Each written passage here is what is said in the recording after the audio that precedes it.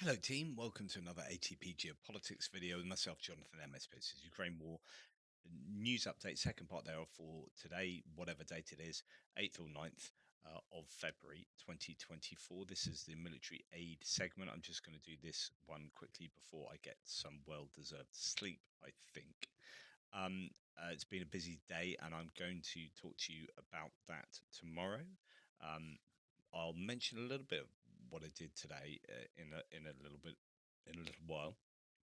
So one thing that seems to be a recurring issue for the Ukrainians with regard to equipment is that they don't have enough of it, and they don't have enough artillery ammunition, and people are dying on the front as a result.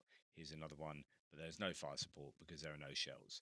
They are very low on shells. I mean, you hear from the front line that. So today I spoke to a unit that said they are basically sending up about a sixth of what they were previously. You know, just where they were sending up sort of 6 shells, they're now sending up one. This is, from people I've spoken to on the front line or near the front line myself. And so, this is an issue. As Heather Cox Richardson here says, MAGA is doing this. There's just a lot of resentment over the political process in the US. Now, there could be a light at the end of the tunnel. They have extracted the Israel, Ukraine, and Taiwan Indo Pacific sort of packages from the larger border bill, and that's passed the Senate 67 votes to 32 today, which is really good. Don't know what it's going to look like in the House of Representatives. It's such an unknown there as far as how that's going to go down, because the challenge for the Democrats is that there will probably be some Democrats who won't vote because the Israel funding is in there, and you've got some Republicans who won't vote on Ukraine. I heard Tim Scott today say, in order of preference, you had, sorting out the border, sorting out Israel, sorting out Taiwan and Indo-Pacific, and then at the end Ukraine. But as long as we can make sure that we've got accountability, and that all has to be done. And so basically, Ukraine funding, in terms of priorities for certain Republicans, is right at the bottom. It's like, yeah, it's a bit of an afterthought, not really bothered. It's got to be accountable. But basically, we need to work out Indo-Pacific first. Well, it's not even a war there yet, you know. And we need to sort out Israel. Well, Israel are fine, thank you very much. It's just, it's so frustrating. Um, anyway, that's going on. The Institute for the Study of War said U.S. aid is vital to Ukraine's defense industrial base. The provision of US aid remains vital in the near to medium term to help Ukraine build its defense industrial base, the Institute for the Study of War has reported. German Chancellor Olaf Scholz has urged allies in Europe and the United States to provide more support for Ukraine at the start of his visit to Washington. Scholz emphasized the importance of sending a clear signal to Russian President Vladimir Putin that support for Ukraine will endure and be substantial. He called for increased efforts from all nations, stating that the support pledged so far is not enough. Scholz warned against a reduction in military support for Ukraine, stressing the need to prevent Russia from winning. Military aid for Ukraine will be the main topic of discussions during his visit to Washington. So it's right at the top of his agenda.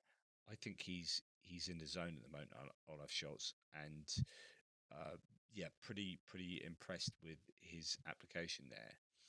Um, here we have the next meeting of the contact group of the defense of Ukraine in the Ramstein format will take place in Brussels on February the 14th. So that's come around pretty soon again. This next meeting in the Ramstein um, format. So this is stated in the updated announcement of the meeting of defense ministers in the alliance member countries. So yeah, good news. Hopefully, something comes out from that. Some more stuff comes out. Hopefully, the US might have some pledged aid by then. Fingers and toes crossed. EU has handed over a DOK ING MV10 demining system to the State Service of Special Transport for Ukraine. This is the latest delivery in the framework of the 25 million euro package for humanitarian demining that has been announced. Great news there. Looks like a good piece of kit. Nice paint job. Um, Right, moving on, Ukraine is developing its own analog of the Russian Lancet kamikaze drone. The drone will be able to hit targets at a distance of up to 40 kilometers. Deputy Prime Minister for Digital Transformation Fedorov has said. He noted that testing is already underway. That's being widely reported. Yeah, so the Lancet is good because of the range compared to, say, FPV drones. This and it's undoubtedly got a larger warhead as well. First contracts will be signed in the coming weeks. They will go to the front soon after that. Good news there.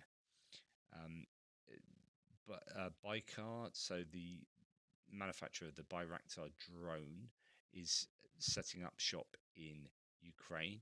It's begun building its plant there, and apparently it's moving along very rapidly. As Alexander Kamishin said, so Mr. Top Nut guy, last September we visited the location with the, I guess, Haluk Bayraktar, who's the son-in-law of Erdogan, Turkish leader, and witnessed the commencement of the foundation's construction. A few months have passed and the site already looks very different. I'm glad that after years of stasis, this project is now advancing rapidly. Ukraine and Sweden discussed the purchase of a batch of Swedish-made CV-90 BMP, so infantry fighting vehicles. These are really good.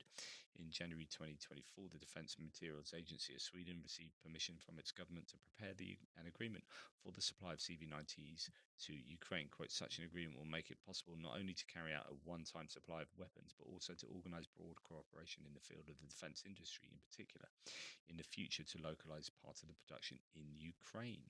That's good, stressed Deputy Minister of Defense Dmytro Kulmenkov. Ukraine has increased the production of first-person view drones 10 times in 6 months, the Wall Street Journal has said, citing an analyst from the European Council on Foreign Relations. In the summer, they produced 5,000 per month, and now 50,000. About 200 enterprises work for this purpose.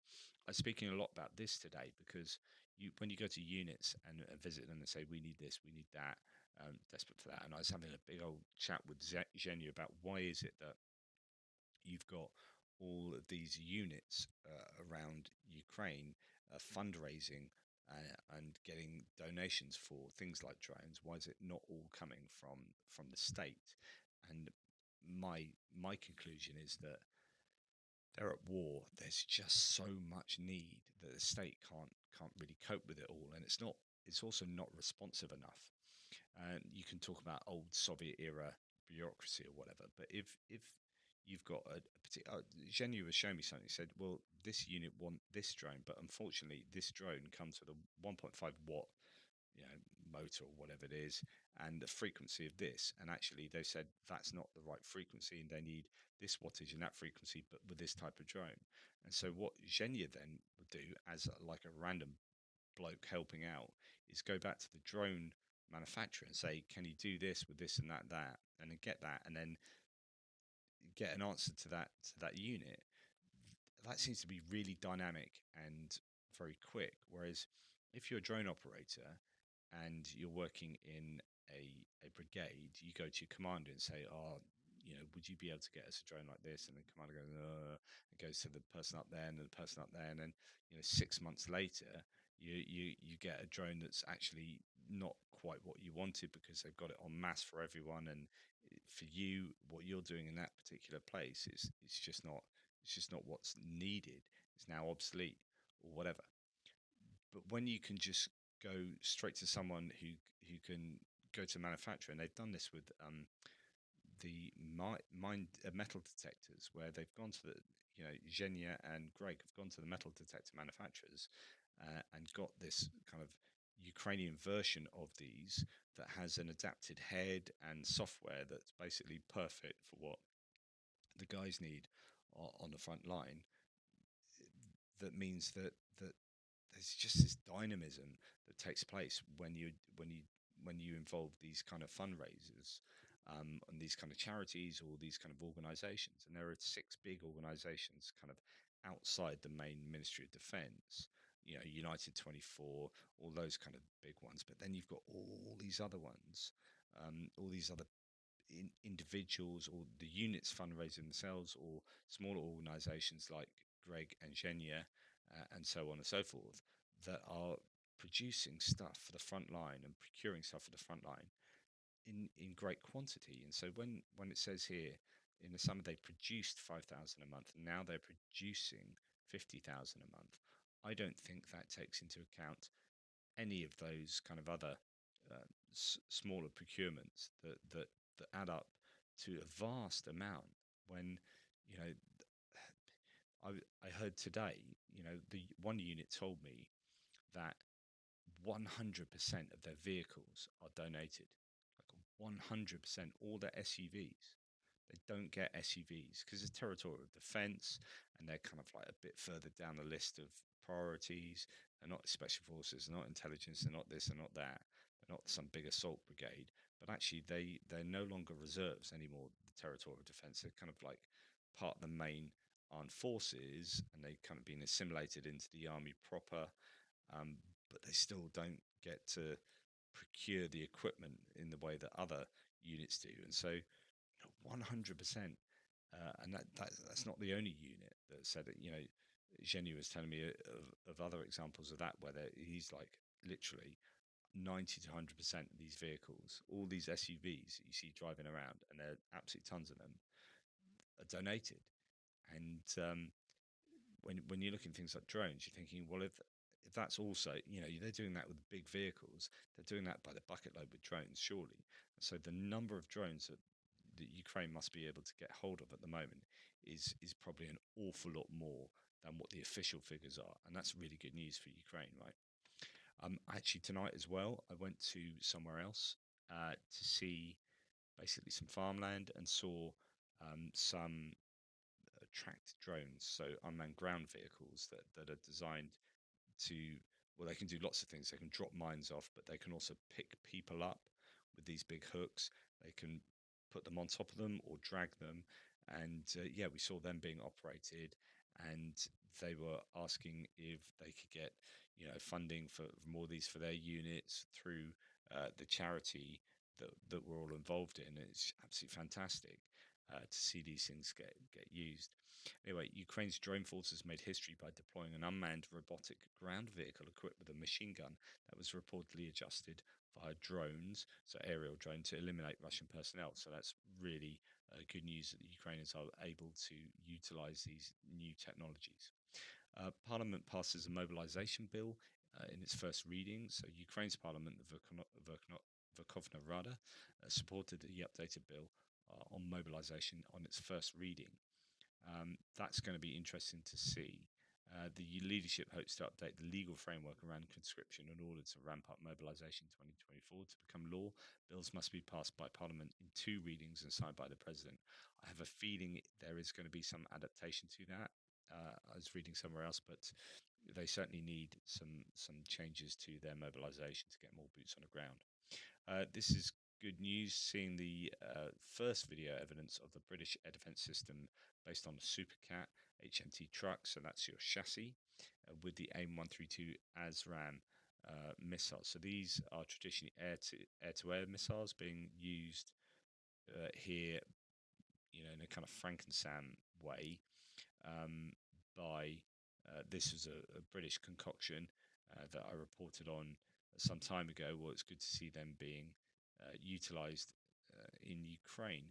And the Italian Senate has given the green light to a weapons decree which extends the authorization for the transfer of military vehicles, materials, and equipment to Ukraine. Out of 260 deputies, 218 voted in favour, 42 against. So that's good news. The Italians will continue providing assistance to Ukraine going forward. So yeah, lots to tell you about what I've been experiencing today. I've almost finished writing an article that will hopefully come out in the next day or so concerning some of the experiences I've had. Go and check out Greg Terry's live stream. I'll probably mirror that tomorrow on my channel as well, having a chat to Fish, one of the soldiers that Greg and Zhenya know. So that was a really good live stream. Anyway, thanks for watching. Take care. Speak soon. Doodle bits.